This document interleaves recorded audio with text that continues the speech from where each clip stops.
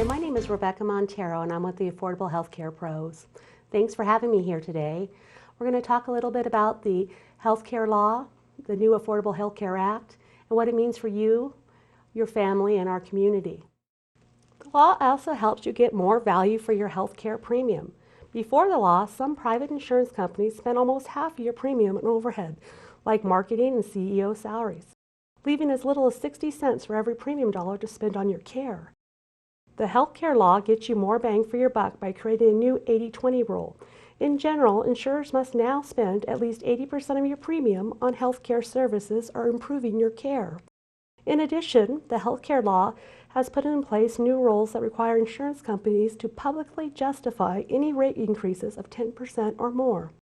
And we're really already seeing these rules pay off across the country. Since the rate review program took effect in 2011, health insurers have proposed fewer double-digit rate increases. Health premiums are going up at a slower rate. The first question most people have is why?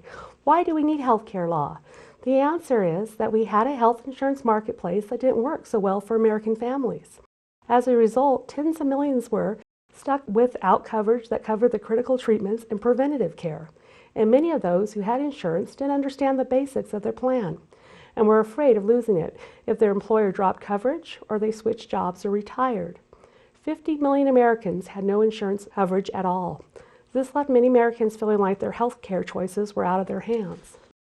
If you have health insurance you like, that's what the law means for you: consumer protection, more affordable insurance, and stronger Medicare. But many families and small business owners have coverage that doesn't meet their needs or would have soon been too expensive. Others would have liked to get coverage but couldn't afford it. Millions were locked out of the marketplace because of pre-existing conditions. The third key part of this law is providing Americans with better options for coverage. For years, young adults had some of the highest rates of being uninsured. Most young people lost their family coverage when they graduate high school or college, and it was often a few years before they got a job that offered health insurance. That meant that if they had an accident or an unexpected diagnosis, while underinsured or uninsured, they or their families could be broke trying to pay for care as they needed it. Now, under the law, most young adults who can't get coverage for their own jobs can stay on their parents' plan until age 26, a change that has already helped 3.1 million young adults get health care coverage. Essentially, the law means three things for you and your family.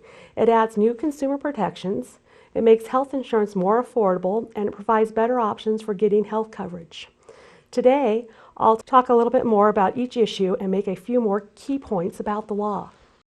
The first way the law helps you is by putting in place some new consumer protections. In the past, insurance companies could deny coverage to children who had asthma or were born with a birth defect. They could also put a lifetime cap on the amount of care they could pay for. So if you developed a serious condition like cancer or a rare blood disease, or if you were injured in a car crash, your insurance could disappear when you needed it the most. And worst of all, they could cancel your coverage when you got sick just by finding an accidental mistake in your paperwork. Some insurance companies even use computer programs designed to search the records of people with breast cancer, HIV, looking for these errors. The law bans these abuses and more. As a result, 105 million Americans no longer have to worry about a lifetime cap on their benefits. Millions of Americans no longer have to fear their insurance being canceled without cause. And the parents of more than 17 million children with pre-existing conditions no longer have to worry about their children being denied coverage. The second way the law helps you is by making health insurance more affordable. That starts with preventative care. We know that getting preventative care like cancer screenings and vaccines is one of the best ways to stay healthy. But in the past, too many Americans went without this care because their insurance didn't cover it, or it was required expensive copays. When the choice was $50 for a mammogram or $50 for groceries, many women had to take their chances. Now they don't have to take the risk. Thanks to the healthcare law, a wide range of recommended preventative services are available for free in all new plans. In 2012 alone, 54 million Americans got at least one free preventative service through their private health insurance plans.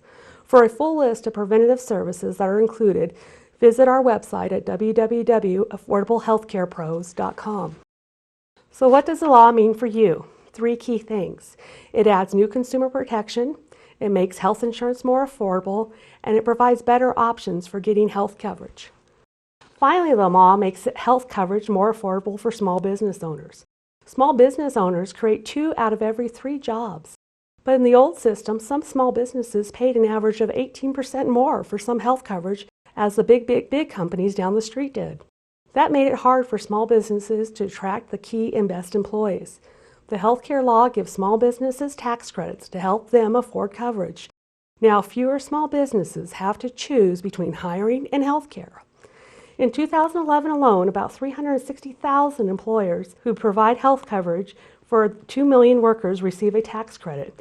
And it is important to note that no small business owner will be required to provide coverage under the law. The law has also provided new coverage options for Americans with pre-existing conditions. Under the old system, no one got worse deal than the 129 million Americans with pre-existing conditions. When they tried to buy coverage on their own, insurance companies could hike their rates, carve out needed benefits, or lock them out of the insurance market altogether. For people with potentially fatal conditions like cancer, this meant they often couldn't afford life-saving treatments. The healthcare law has given Americans who've been locked out of market new coverage options. As a result, more than 70,000 Americans with serious health conditions are now getting health insurance they need. Beginning this year, there will be better choices for all families and small business owners who buy their own coverage. Insurance companies will be prohibited from discriminating against people with pre-existing conditions. At the same time, every state will get a new marketplace for families and small business owners who buy their own health insurance. In these marketplaces, you can shop for health insurance and find a plan that fits your budget. You even can compare the premiums and the out-of-pocket costs of the plans in your area. And if you can't afford the premiums, you can receive a tax credit that helps you pay for it. There will be better access to Medicaid. States have significant flexibility in how these new marketplaces are set up. Here in Nevada, we have the Silver State Exchange. What this all means is that no matter what happens to you, if you lose your job, change your job, or you start business, or retire early, or get sick, you still have affordable care options for health insurance. Now let's take a moment to talk about who must be insured and the consequences of not having a minimum essential coverage. All U.S. citizens and legal residents are required to maintain minimum essential coverage. This includes the spouses of an individual and children. The adult of a married couple who can claim the child as a dependent for their federal income tax purposes is subject to a penalty if the child does not have minimum essential coverage. Senior citizens enrolled in Medicare are considered to have minimal essential coverage.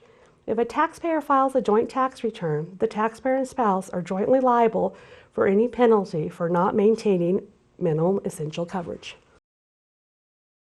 Individuals who fail to maintain minimum essential coverage are subject to penalty tax equal to greater of the flat dollar equal of $95 for 2014, $325 for 2015, or $695 for 2016, or the percentage of their income that exceeds the filing threshold amount for the year under Internal Revenue Code 3012, subsection A, Part 1, 1% for 2014, 2% for 15, and 2.5% for tax year 2016. So let's take a look and see what this really means to you. If a family of 3, 2 adults and 1 child, has a household modified adjusted gross income of $100,000 and does not have minimal essential coverage, the estimated 2014 penalty for that family would be calculated as follows. Figure out the total flat dollar amount. Flat dollar amount per adult is $95. Multiply this by 2 because there are 2 adults. Then you add in the $47.50 for the 1 child. And that flat dollar amount added together equals $237.50. In the higher of the 2, we look at the calculation of figuring out 1% of the income.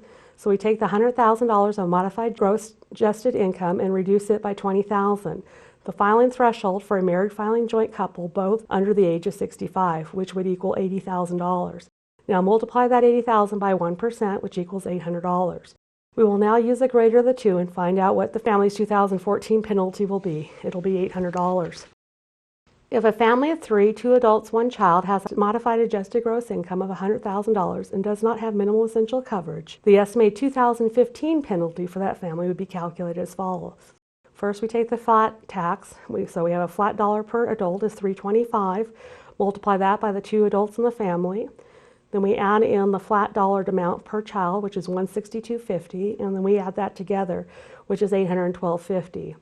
The the higher the two calculation, we take the 100,000 modified adjusted gross income and reduce it by 20,300, which is the filing threshold or married filing joint couple under the age of 65, which would equal 79,700. Now multiply that by 2%, which equals $1,594. We now use the greater of the two to find out what the family's 2015 penalty will be, which would be $1,594. As you can see, this will continue to rise each year, but you can do something about it today. Don't miss the March 31st open enrollment deadline to sign up for affordable health care insurance through the Silver State Exchange to avoid the tax penalty. We are licensed Nevada health brokers who can cut the red tape and guide you through the process of signing up for a qualified health insurance plan at no cost to you. You don't have to go it alone. That's why you want the Affordable Healthcare Pros. Visit us either at www.affordablehealthcarepros.com or by calling us 775-450-6769 or stopping by our office at 2307 North Carson Street by the new Jimmy John's here in Carson City, Nevada. Once again, my name is Rebecca Montero. I'm with Affordable Healthcare Pros. Thank you for your time today and going over the healthcare law, the Affordable Health Care Act, and what it means to you and your family and our community. We are local. We're here if there's any additional questions that you may have. It's a lot to take in. There's a lot of learning involved, but if we can help in any way, feel free to give us a call and we'll definitely guide you through your question and your individual needs. Thanks so much.